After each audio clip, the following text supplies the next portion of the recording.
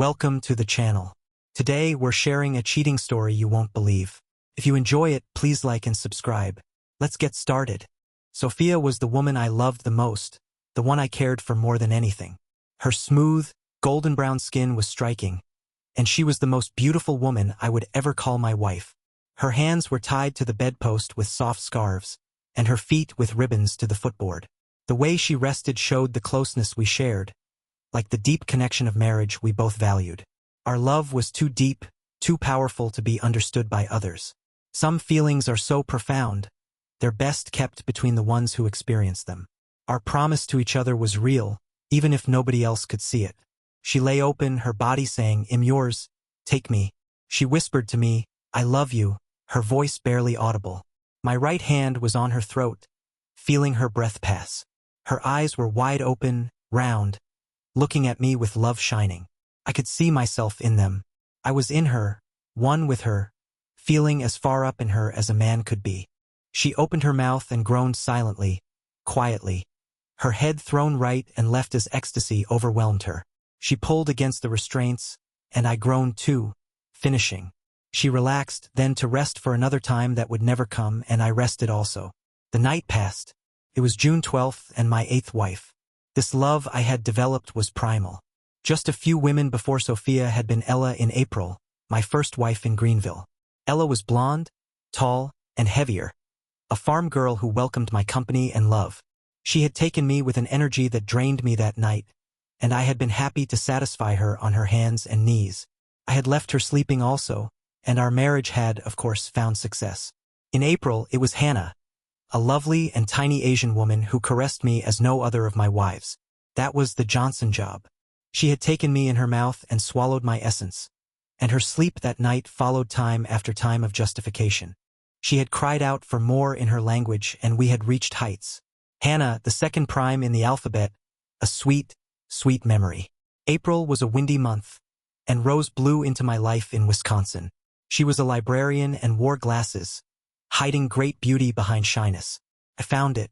We were wed, and her kisses tasted of strawberries. Her hair was light brown. Her skin had a reddish tint and freckles that excited me. I remember sitting next to her in a theater, tasting those red berry lips and hiding my caresses from the audience. We escaped our daily concerns, and our marriage consummated quickly. I was meant to be with Rose and she with me. Marriage is everlasting in its love in heaven, even when ended on earth by death. The third month and third of the alphabet, Rose is a special memory, a model of the good woman become the good wife. In May, the 5th month and letter were fulfilled in Nashville, almost home. With each wife, love deepened, matured, satisfied. Willow was a pixie with active, playful eyes and a playful attitude. Willow and I explored the world of love toys, and she settled upon a machine that brought her to rapture as I joined with her. It was good. She cried out at her pinnacle and slept with her head on my chest. Then I woke her once in the night when I thought she was asleep. I helped her with loving embrace and caresses to her face and neck. Ellie's endurance and sexuality will be her legacy with me. I loved that woman, and she loved me. These prime numbers marched into and out of my life. There was Clara, actually Gwen, in August. Clara demanded we consummate quickly, suggesting a new technique which we never fulfilled as she fell to slumber. We were bound only by hands. She kissed me and begged for more and more until exhaustion claimed her.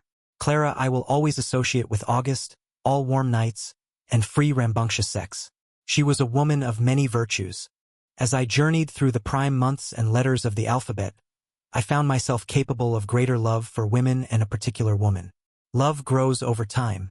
It is not cheap or tawdry. The bedroom is its own place, a place for deepening and spiritual love to meet the animal love of the sex act. So it was with Vivian in December, Louisville, Kentucky. Vivian was older than me, 15 years or so, but a lovely woman with hair just beginning to gray.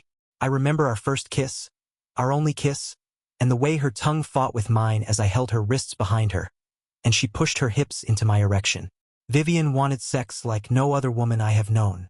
We spent our marriage in exploration of one another, finding this spot and that touch. Vivian was forceful and strong, and our mating was correspondingly powerful. Vivian was almost too much woman for me if there is such a thing. Incredible woman. The 13th letter and month were just 2 months later. I was barely recovered, thinking of the spirited love of Vivian in December. But Nova was the April wife I had always dreamed of finding.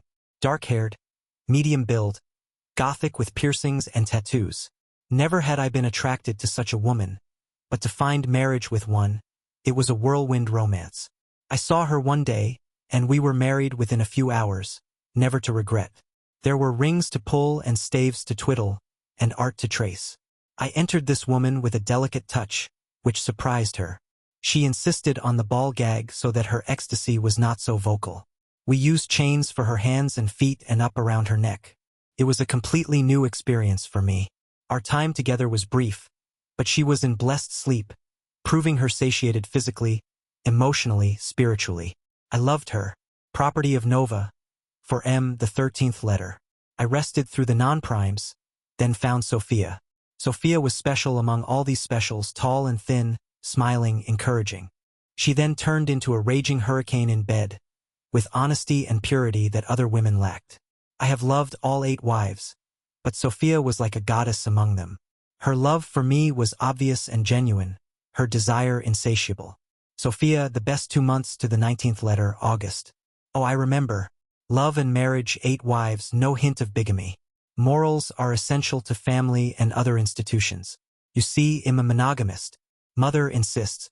Aaron Monroe was saying into the phone, his pistol and holster in the drawer. It's based on prime numbers. He attacks in the 1st, 2nd, 3rd, 5th, 7th, 11th, 13th, and 17th month.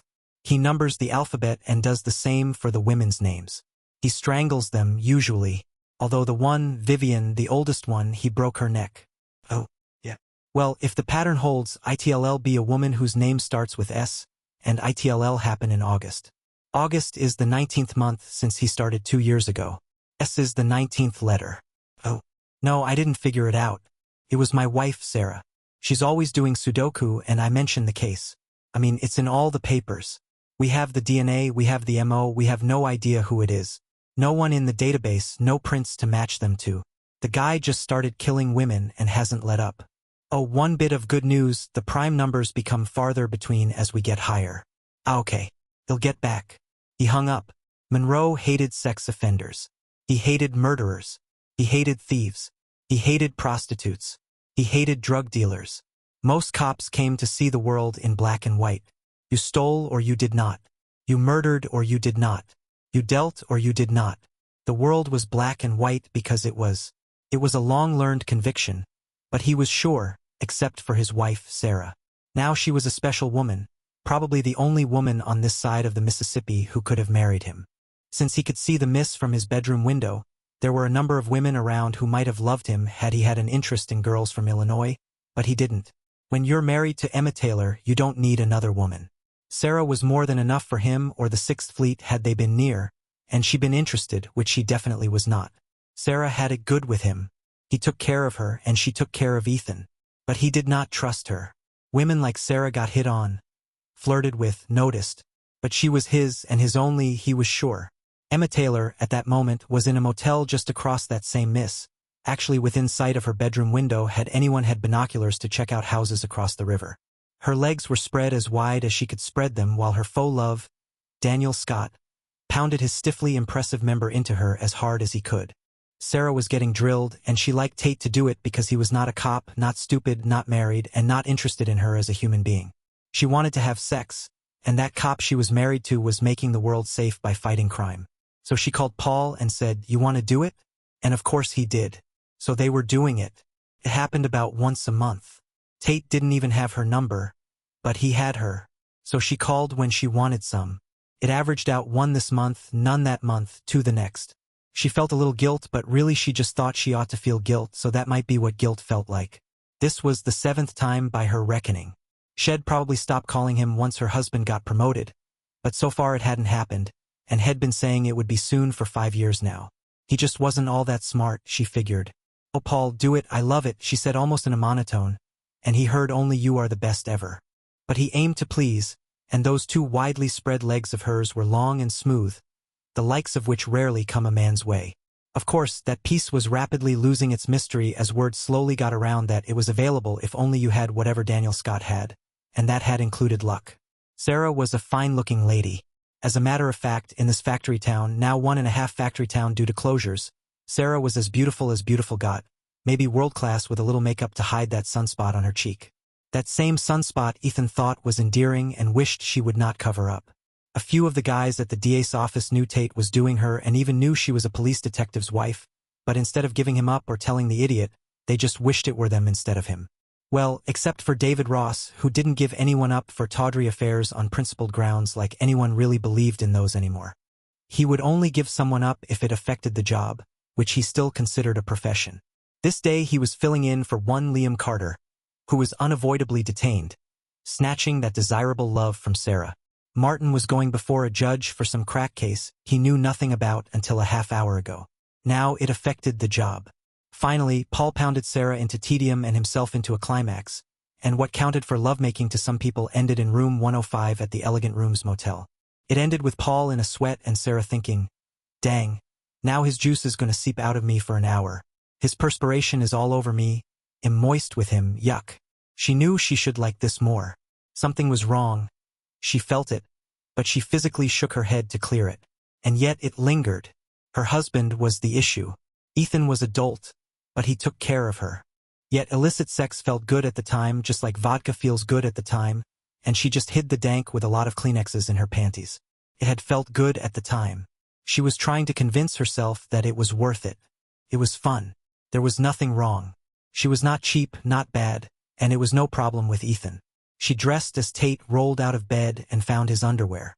Paul got a call to see his boss, an important guy, not the inflated importance Tate feigned to Emma Taylor, but a guy who made the decisions, who said yes, we will, or no, we want, instead of just suggesting courses of action like Tate did when he wasn't screwing around. Tate did not realize his boss had figured out where he was, who she was, and what they were doing. He dressed happy. Head substituted Emma Taylor for some crack CT appearance and hurried to see his boss. As Tate pulled up his zipper at the police station, Aaron Monroe got a call to come see the captain, who was about 5 feet away in another room. Ethan was there before the captain put down the phone. Ethan, I just got a call from the DA about your wife. Yeah, she's a special woman, prettiest gal in 2 counties. Ethan smiled proudly. She's a junior DA. Ethan felt like he'd been hit by a truck. The captain did not mince words, did not make things up, and did not play games with his men.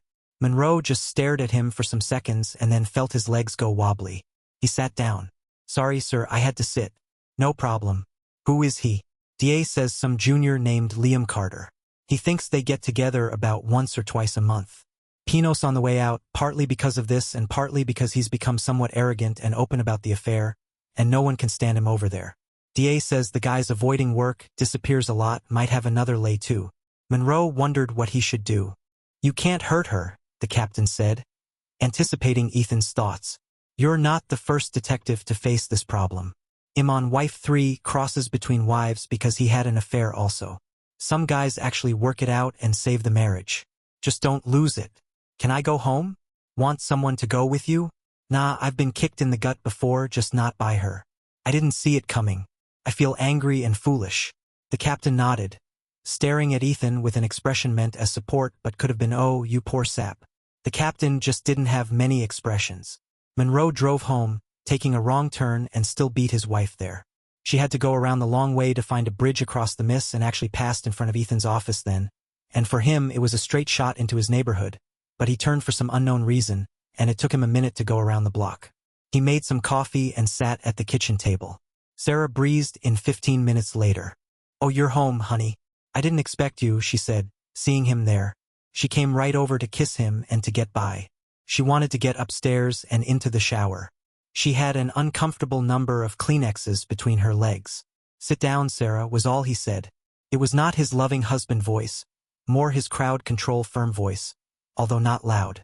She was brought up short, startled. She knew something was wrong. He could not know, could he? She thought. No, after all, he was doltish. Please sit. Is something wrong, Ethan? She was scared now, and she took the seat beside him on the end of the table. Tate is going to be fired partly because he's been screwing you. She inhaled sharply. She wanted to deny it, demand he rely on his trust of her. Ask how could you believe that? Instead, she played dumb because that was what you do when you don't know how you've been caught. What are you talking about? She said it and then wished she hadn't. She knew Ethan, and Ethan would not make an allegation, he would state facts already proven. She put her face in her hands. How long has it gone on? He queried. Apparently the jig was up. She did not lie. 5, 6 months, once or twice a month, just when you were working a lot or not home. He was just a guy, a hobby, someone to get me off. It was not love, not really an affair, just sex with a good-looking guy and no commitment. Ethan was squeezing his hands into fists, looking carefully at them, studying the bones and sinew and skin. She looked at him, but he would not meet her gaze. I didn't mean to hurt you, she said it, the 1 billionth woman in the history of mankind to say it for that reason. She never knew she could have 1 free groceries for life or something if she'd been the billion of something else. Of course not, don't let it bother you, he said with disdain, and she heard it and knew her defiance was not defiance. Why had she rationalized, she thought. She wondered if these mistakes were recoverable, if the marriage could be saved. How many others were there? We've been married, what, 7, no 10 years? No others, Ethan. I don't know why I did it.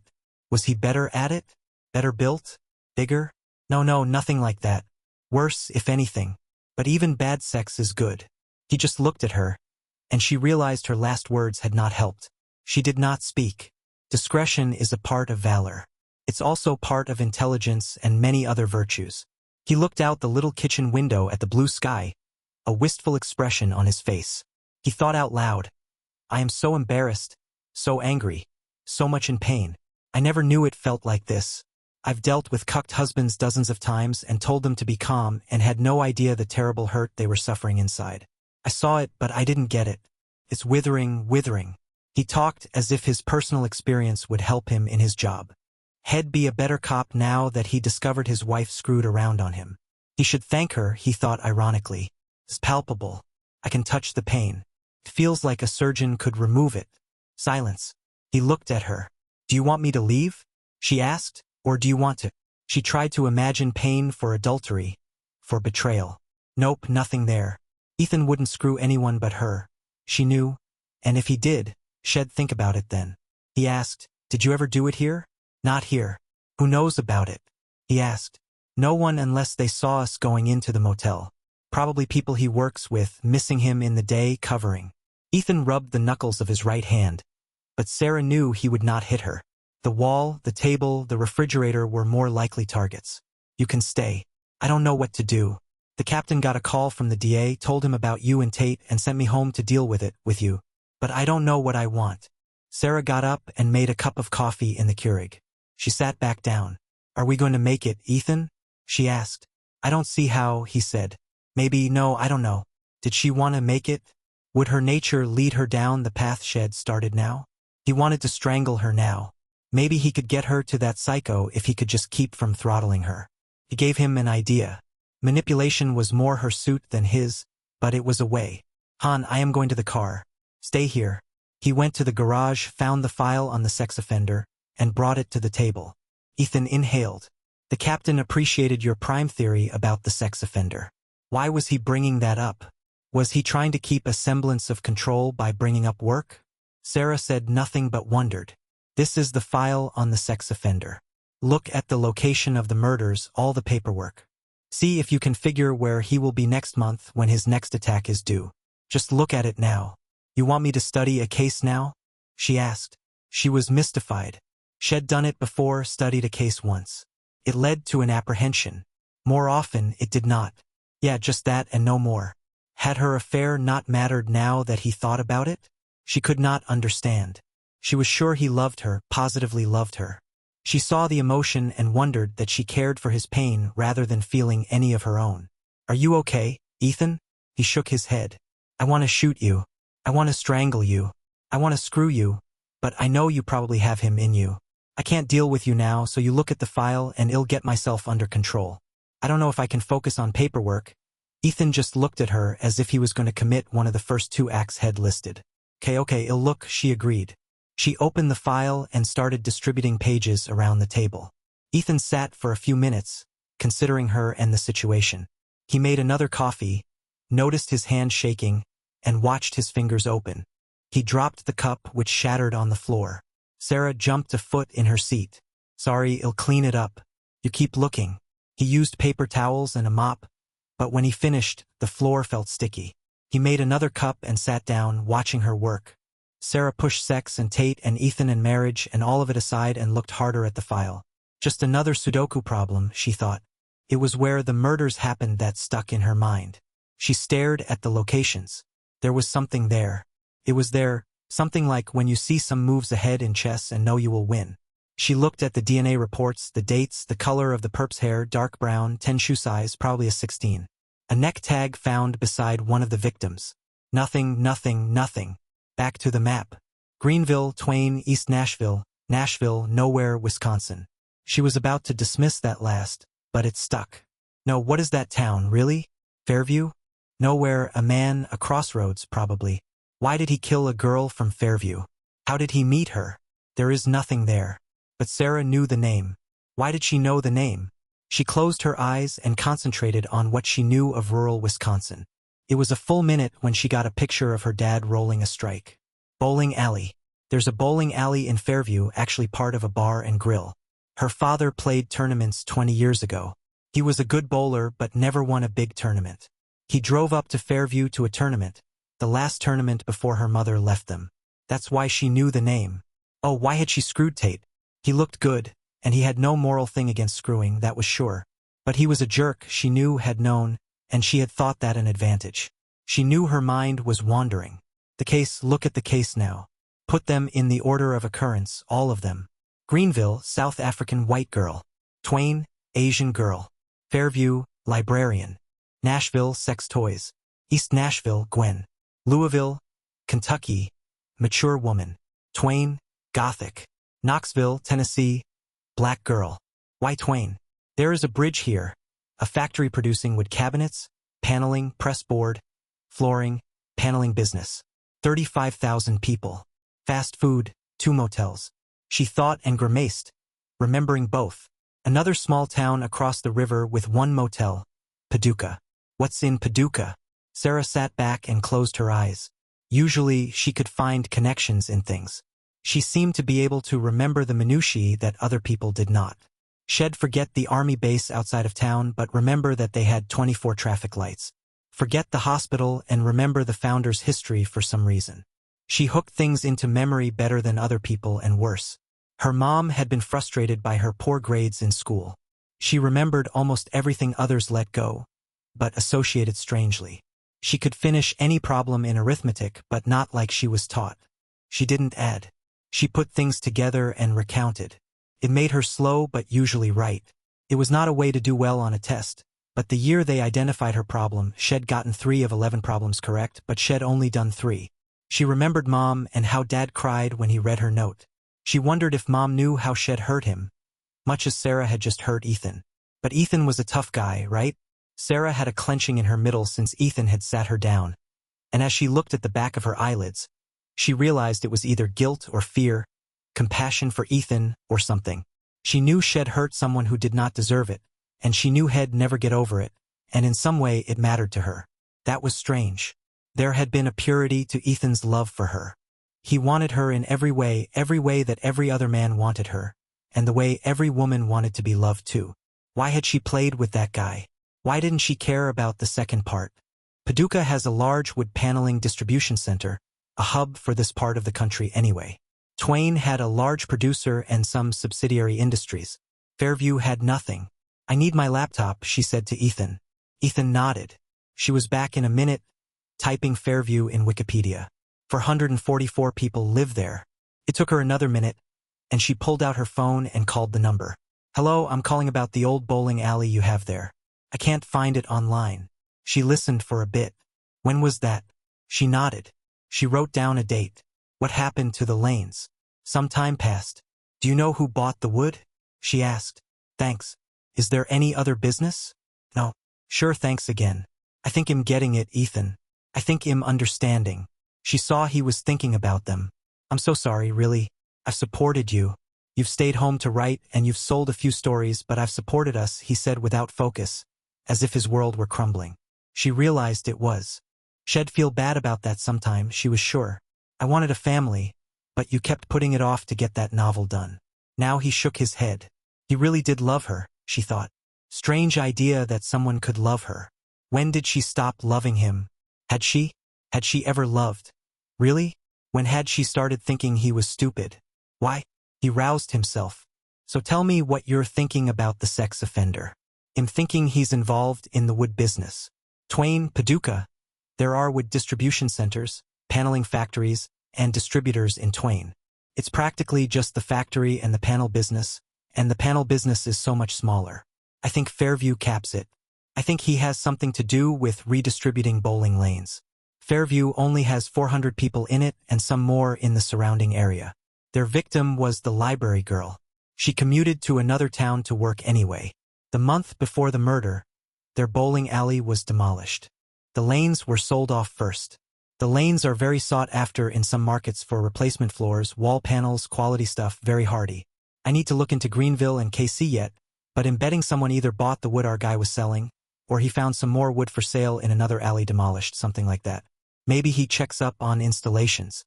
I'm guessing there's something in each place just before the murder. Job finished, he finds the girl, kills her, and moves on. He probably finds them in less secure places, places without cameras. If he sees a security setup, he just goes somewhere else. She looked pensive. Oh, he might use the library to find girls with the right name. Not sure, but that might work. You might want to check here with the factory and panel businesses. They probably know him even if he doesn't work for them or have had contact. So do you have any conjecture as to where he might be going next month? I guess he's doing a job in that town right now. So look for a bowling alley demo or sale or someone installing a specialty floor, and then look at the buyers and sellers. I'd bet he just hangs around after for a while. He does not want to be hasty. He knows all the evidence is piled up, but you have no record of him. How does he just hang around? We've checked motels and got nothing. Maybe he has a camper. Lots of camping even near the cities. Had not be obvious. Hardly any problem registering. Heck, some campgrounds are free and don't even have registration. Or tent camping in a national forest, free again, and little control or registration. Or he could park in a Walmart lot by the trucks, down a deserted dirt road. Anywhere. She looked down. I am going for a shower. Can we talk more later? She knew those were the things to say. Yes, she did. She watched Hallmark Channel some. I'll bet you are, Ethan said, looking right at her, feeling the pain, knowing she did not feel any. She left the room and went up the stairs. Ethan had realized shortly after they were married that she did not feel like other women feel. It had taken him some months to realize she thought she had manipulated him into marriage. She did not think she needed him. She did not worry about losing him. She did not love him in any regular sense of the word.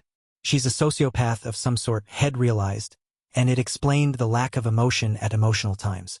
She'd taken the death of her father as a matter of fact, almost like she was not affected, as if it was of no matter. The man who devoted his whole adult life to raising her, who held her and was perhaps out of his element in trying to be father and mother to her, but who loved her in that pure and complete way fathers can love daughters. Perhaps that caused it, some sort of double bind, probably initiated by her mother's decampment. He remembered her strange emotional distance another time. She called him once 2 years ago and said she was driving to the hospital. She was having a miscarriage. The child Head wanted more than anything that they delayed for years. Lost. He arrived in her room before the operation, and she was sitting in bed reading a magazine. She was upset at the cramping, but nothing else seemed on her mind. Ethan had kissed her, but that was that. She was lighthearted, even asked if Head liked to try a recipe listed on one page sometime. They could try for a baby again someday, but she'd get back on the pill when the doctor said this was enough for now. He remembered her another time being fascinated, watching a linebacker break his leg on TV. It had made Ethan sick to his stomach, but she ran it back and forth a dozen times in slow motion. He wondered why she married him. Did he remind her of Dad? Did it seem an easy way to get support while writing her novel? Could a sociopath produce a novel with an understanding of normal emotions? Did honesty mean anything to her? Could she be faithful? Did he want to have children with someone who could not love in the normal sense? Is there principle in her morality? Her personality was focused. It was as if she'd seen how you should act, how you should feel in any situation, and then she acted that way. She was ingenuous in many ways. It explained her willingness to spend nearly a decade working on a book Head never seen, accepting his support as her due. She did not seem concerned about Tate now at all, and her concern for Ethan was minimal, as if she were going through the motions because she knew how she ought to feel. Perhaps she feared losing Ethan's support, which might mean she'd have to work. He knew she didn't love the other guy or any guy. He knew it would not go away. He had wanted her to see a psychologist for years, but he did not know how to get her to go now. He would give her an ultimatum: psychologist, psychiatrist, or divorce. Tomorrow, perhaps, it would not matter in any case. He saw his marriage as a train wreck, and the first car had just jumped the track. He slept in the spare room, the one he planned on fixing up for a child someday. He contacted Twain Wood Products, the major employer in the town since the airplane factory shut its doors. He spoke with several of the marketing and production managers. 3 of them identified the same person when he mentioned bowling lanes. The man was an independent supplier to home builders and rehabbers, buying bowling lanes, hiring people to carefully take one up, and deliver it to the buyers. Some people loved that wood for their homes, and he had created a niche for himself. His name was Henry Collins, and he was not on any fingerprint database, DNA database, or any other Ethan could find. But they had a description nondescript, about 510, slightly thin, wire-rimmed glasses, dark brown hair parted on his right, dark eyes, right-handed, which they knew from the murders, wore black gym shoes and casual clothes, often a sport coat without a tie, short-sleeve button-down shirts in summer. One guy thought he drove a Mustang, another thought he drove a Dodge Charger. He checked the databases, and he had a car license plate in Missouri, a home address south of Nashville, and a Mustang. He checked the home address and saw it on Google. He next called the county engineers of the counties in which the murders had occurred. Home building, remodeling, and bowling alley demolition all required permits. He found a bowling alley that was being torn down in a week, not in one of those counties but in one across the river from Twain in Illinois. He contacted the sheriff of Pike County to get his opinion. Sheriff Clark, Aaron Monroe, a detective over here in Twain. What can I do for you, Ethan? The sheriff of a small county probably did not have a lot of deputies, so Ethan was happy to deal with the head guy. I'm working on the serial sexual assault and murderer. I have a conjecture. Yeah, a lead? We haven't had an incident over here, but are you projecting? I have no proof, no solid evidence, but you have a bowling alley coming down in a week or 2. Yeah, you think it's connected? The sheriff asked. Yeah. I have a consultant who thinks the guy might be involved in buying and selling used flooring from bowling alleys. I have a guy named Henry Collins who might be buying the flooring over there. I'd like to come over and see if he's around. He's not in any of the usual databases. I can't even find an address nearby. Mike Juvenile, never heard of him. Why don't you come over and we'll run up there? It's out of town at a little crossroads. I don't think they've started on it yet. Permits just went out. He'll be there first thing in the morning. Hey, Ethan, the consultant is your wife, huh? Busted. It's not that unusual for a wife to give her detective husband advice. Yeah, she's good at getting over roadblocks. Bring her along if you'd like. Not sure that's a good idea, Ethan said. Up to you. Ethan headed home and found Sarah at her computer at the kitchen table, writing away. He wondered if she really was trying to write a novel. Hi, honey, she said. He sat down and said, Sarah, I've decided something. I am willing to stick with our marriage a little longer as long as you pay steady visits to a psychologist or psychiatrist beginning as soon as we can make an appointment. You mean a marriage counselor, right? She said. Not really. I mean a psychologist or psychiatrist. If one specializes in marital issues too, that would be okay. But I want you to see one about you. She was fuming. You a holy. You think I had an affair because I'm crazy? No, I think you're a sociopath, which brought her to a sudden stop because she could see the symptoms in herself. She knew she didn't feel like other people, and she was smart in unusual ways. Other people would feel sad now, she would think other people would feel glad now, she knew. Ethan went on, take it or leave it. I need to know if you can be lived with. I needed your fidelity. I need it again all the time. You are the most beautiful woman around. Men will continue to hit on you. I need to know if you can be trusted, ever. If you do not agree to these terms today, I will see a lawyer and file for divorce tomorrow. She did not like the ultimatum, but agreement would at least delay the end of the gravy train, so she assented. He gave her a list of 5 psychiatrists. She looked them up on the internet and chose a woman. Ethan called immediately and made the appointment for 2 days from then for both of them in the morning. Sarah, I'd like you to go with me tomorrow to work. I'm heading across the river to Pike County where a bowling alley is being torn down in a week. The sheriff actually suggested you might come along. Maybe you'll have some insight. She was startled. Ethan said, except for bringing home some cases for you to give me a new idea. I've kept the job strictly mine. I don't know if the department has a policy against this sort of thing, but since I am checking out your theory and you might gain some insight, I decided to just do it and suffer any consequences.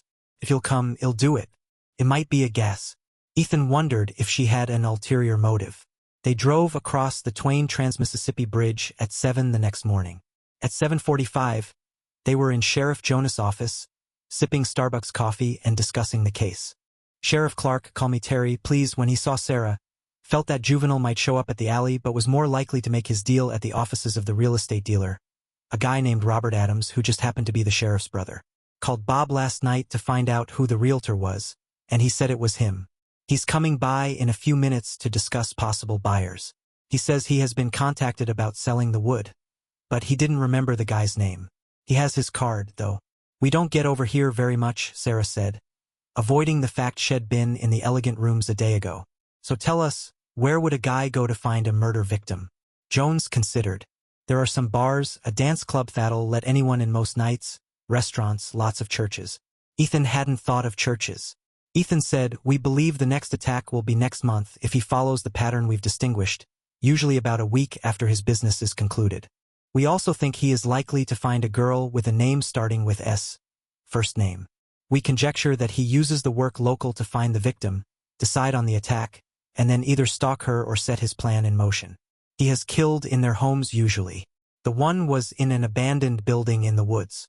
Sarah spoke up, I think he likely finds them in bars. All the other victims were known to visit bars in the weeks before their murders, even Fairview, the librarian. She actually lived above a bar, although she rarely went in it. Ethan said, which bar is he most likely to visit if he's as unfamiliar with Pike as we are? And his business is at the realtor office and the bowling alley? July's saloon is out of town on a lesser road, but it's the most popular among those who live here. Shady Grove is in town, not fancy, but gets a lot of women on Friday night. Probably Shady Grove, he said. Into the office walked Bob, the sheriff's brother. Between the two of them, they could ruin a couch in one sitting. These two guys must have weighed 300 each. They had the jovial faces that some overweight people get. Hi, Robert Adams, said the realtor, smiling and holding out his hand to Sarah. Bob had the talent of immediate prioritization. His eyes were good. Even the obese have hopes when unexpectedly confronted by a beautiful woman. Emma Taylor, she said, shaking his hand. Erin Monroe, Ethan said. They shook also, eventually, once Bob let go of Sarah. So, you were interested in someone interested in buying the lanes? He said. Yeah, just playing a hunch probably means nothing, Ethan said. It's usually best to deprecate to avoid getting hopes up or spooking the perp. That's police-type talk. Some guy came by when I was out of the office, said he'd have the lanes removed. He'd purchased them direct from the owners a few days ago. He left his card with a note. He'd have the lanes out by Friday, Robert Adams said. The owner said he made a good deal on the lanes. He didn't know if Juvenile would be around. He said he'd hired a company to get the lanes out. Has anyone touched the card? Ethan asked. There was a chance they could lift a print. Actually, yes, my secretary and I have. I have it here, he said. He pulled it out of a folder. Sheriff Clark grabbed a small evidence bag and told his brother to drop it in. I didn't think we'd get much off that card. But maybe. That's serious?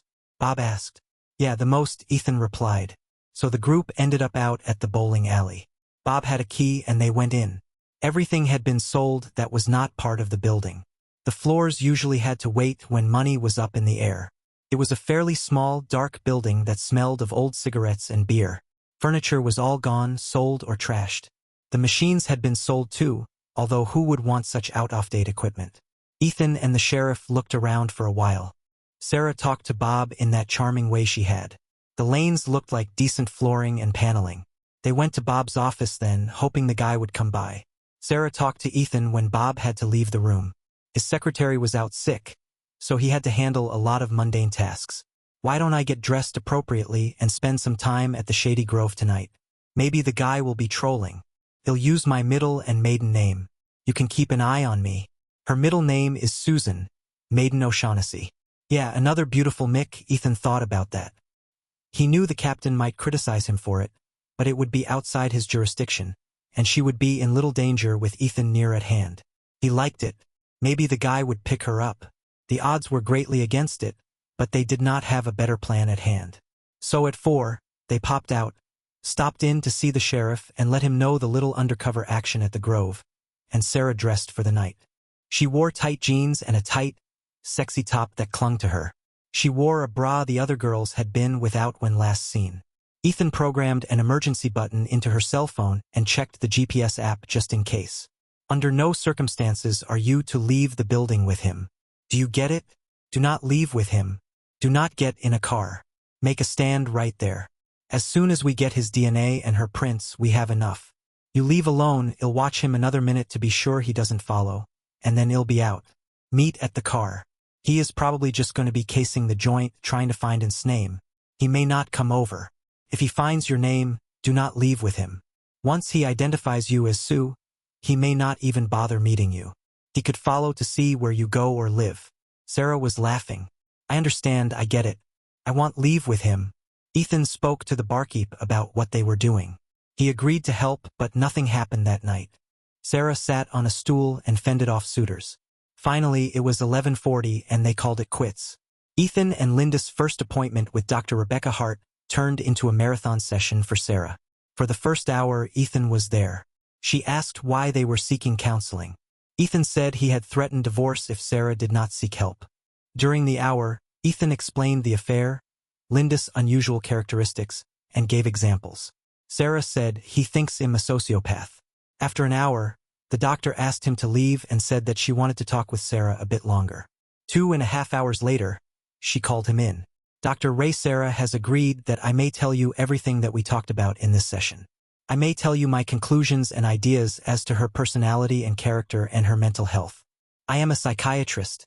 That means I may prescribe medicine to help with her treatment. She looked directly at Ethan. Sarah was looking down. In my opinion, your wife is not a sociopath. Her condition has a lengthy name which comes down to this: she has a conscience, but it is subsumed. She knows right from wrong, but she has suffered such great damage to her emotional center that she feels anything good for her is due because of past suffering.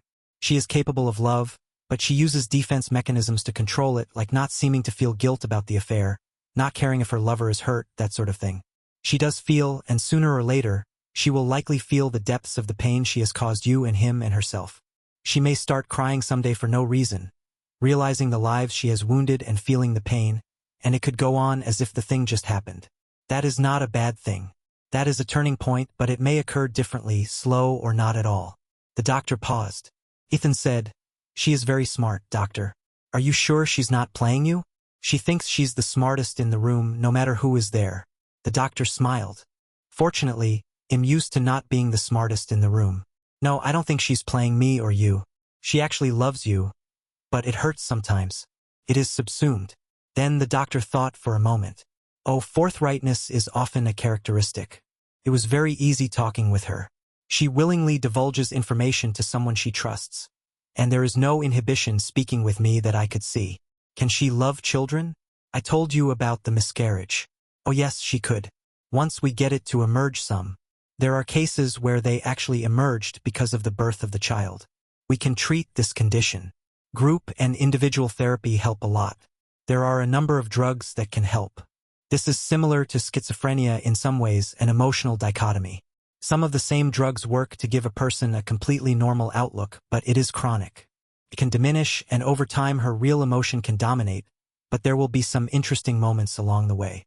Was I way off, thinking this is caused by a double bind, probably mom leaving and dad being unable to replace or nurture? No, that was spot on, probably coupled with some things before her mother left. If she wants to tell you, there is a lot more to that she has kept from everyone. Sarah spoke. I do not want a divorce, Ethan. I knew the affair was wrong. Dr. Blake said you left something out, Sarah. Sarah looked as if she didn't remember.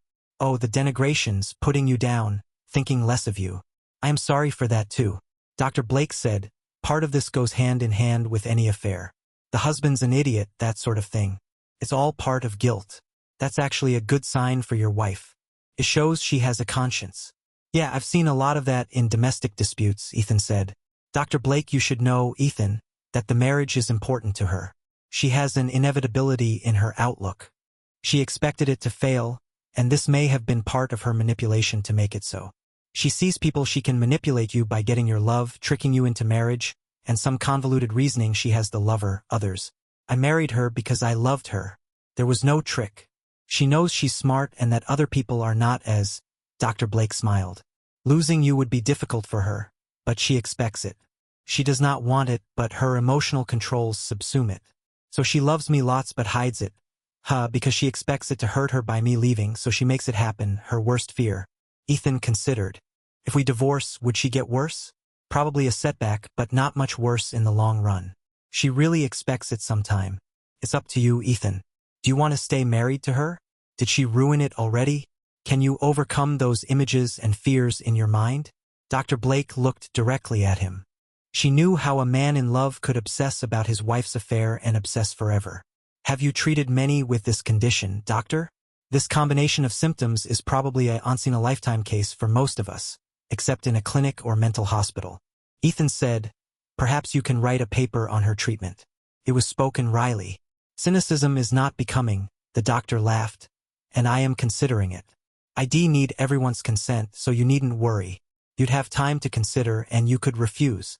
It was on the 4th trip to the Shady Grove that they found their man. It was the first week of August. The flooring was removed in a day at the alley and carted to the next place. Juvenile was paid without even showing up at the alley or realtor. Sarah, calling herself Sue, was sexy. She had too much makeup, like women seem to wear to bars when they are still seeking men. They parked down the street near the sheriff's station, actually, and walked then separately to the bar. She went in a minute before he did. He saw her at the bar, alone for a minute, but then men seemed to find her. This bartender was unknown to them, so he went to the guy and asked to see him in private. Ethan told him he was a cop, and they went into the back for a minute. He explained what he wanted, how he would signal, and the bartender agreed. Ethan went back out, saw Sarah, and looked back at the bartender, who nodded. Then Ethan went to a booth. There was a crowd at 7:20, but not every booth or table was occupied. Sarah had company and a Virgin Mary. Ethan had told her not to drink if she could help it. The first guy to come up was not their man. He was blonde, very tall, and probably married or recently divorced. His ring finger had no ring but a white band of skin around it. She talked to him for a minute and then probably insulted him. He looked at her as if shocked and went away. She did this another 2 or 3 times when the suspect arrived. Right height, glasses, right side part in his brown hair. He was wearing a sport coat and an open-collar shirt. Ethan couldn't tell if he had on black gym shoes. He did not sit next to Sarah, nor did he approach. He sat 2 stools away. He ordered a drink and sipped at it for about 20 minutes, watching the ball game on the big screen behind the bar and watching Sarah whenever someone went by to hit on her. He was 20 feet away, and his pistol was accessible if needed. He could hear Sarah when a guy came up to her. "Hi, I'm James Render," the new guy said. He was average height, no glasses, light brown hair, wearing blue jeans and a striped pullover shirt. "Sue, nice to meet you." She shook hands with the guy. He seemed likable enough and no threat, so Sue engaged him in a conversation about the better sport: soccer, baseball, basketball, or football. She ordered another drink, also a virgin, and laughed sexily, looking at her new friend. He started getting a little fresh, putting his hand on her bare arm, moving a little closer, but she looked at it and made some joke about not too forward, and he removed it, only occasionally touching her after. Their guy seemed genuinely interested in the game above, but Ethan thought he was listening in. He ordered another drink, his first glass remaining at his spot. The bartender looked at him. Ethan touched his ear, and the bartender brought the man another drink. He took away his empty glass. He poured a tonic water for Ethan, came over to his booth, and handed him the tonic and the glass. He had been careful to touch the glass only along the bottom rim. "Good man." Sarah looked at Ethan. He touched his nose. They had what they needed. A minute later, she made apologies to her new friend and left the bar. It was 9:07. Ethan watched the guy. Sarah should have been safe by now. The guy was on the cell phone for a moment, put money on the bar, and followed Sarah out, perhaps 2 minutes behind. Ethan followed him, his glass in a bag. No one had considered that the guy might have an accomplice. When Ethan got outside, he saw no sign of either of them. He was 2 minutes behind Sarah and 20 seconds behind Juvenile. He ran to his car. He checked the GPS program in Linda's phone, and it was functioning. He followed, racing, went through a red light in the middle of town, headed toward the signal. Where were they going? Had Juvenal found Sarah outside? Thrown her in a car? No, there was no time for anything but hopping in a car and heading out. They did not know Sarah had an accomplice either. They ignored the GPS on the phone at least until Ethan had them in sight. They were on a divided highway. It looked like a Mustang to him, but it was dark. He saw it for half a mile before he caught it. The GPS stopped suddenly, so either they tossed it out the window and it broke or they removed the battery, but he had them in sight and he was doing something he knew how to do.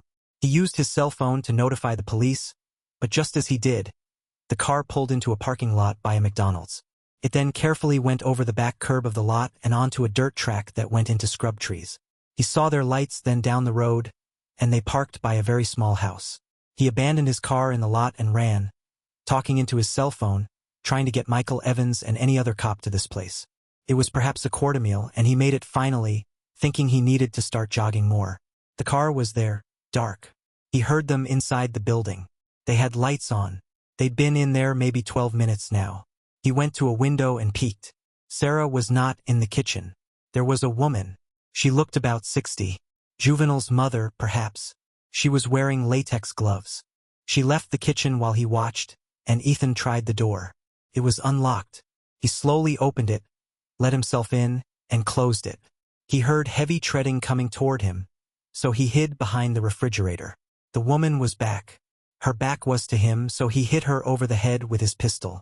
He let her down to the floor gently. He hoped he had not killed her. Had never pistol-whipped someone before. She was breathing. He pulled out his cuffs and hooked her hand to a cabinet. He hoped she'd not wake.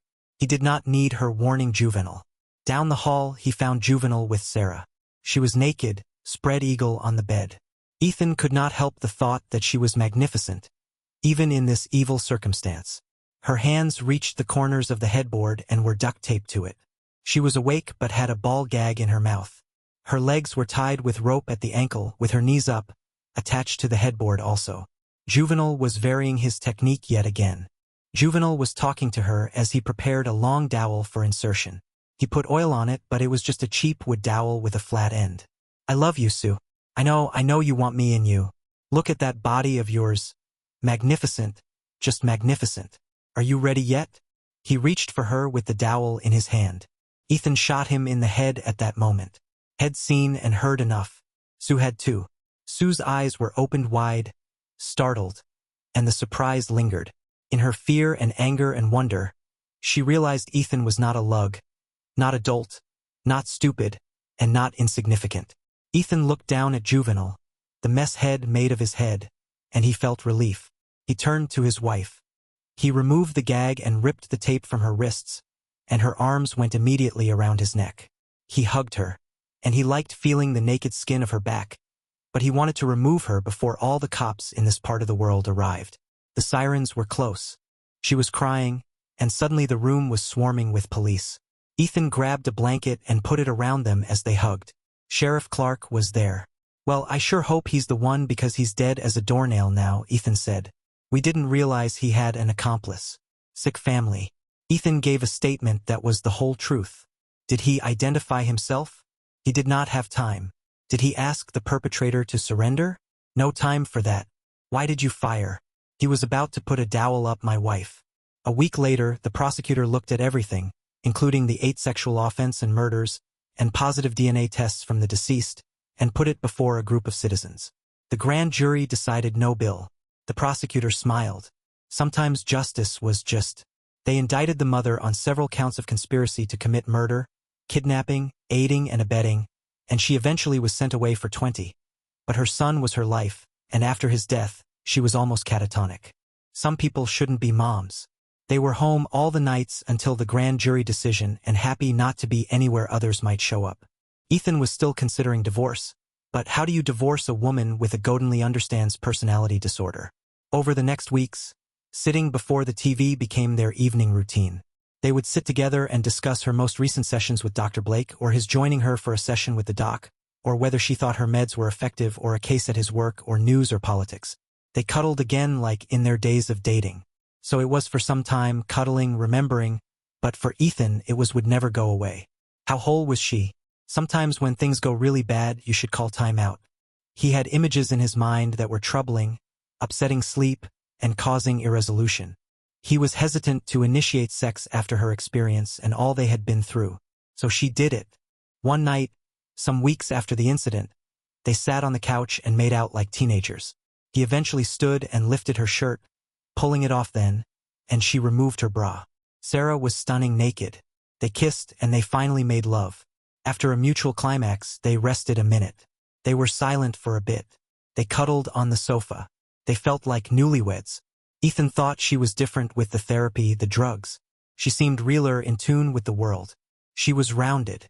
She got upset at the sad ending of a movie, something Head never seen. She showed him a novel, let him read some 200 pages and more to come. She set a deadline for finishing it. Success seemed to matter to her. The doctor said she might write that paper on Sarah and her treatment, which Sarah was considering.